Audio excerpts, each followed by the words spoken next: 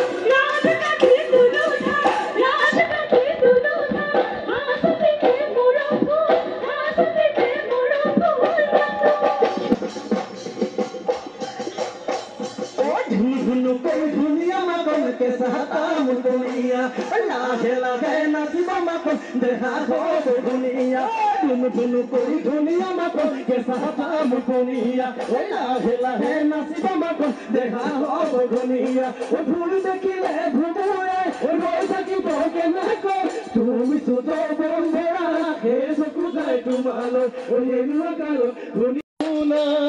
নাচিবি ঐ যা গৈ ভজলৈ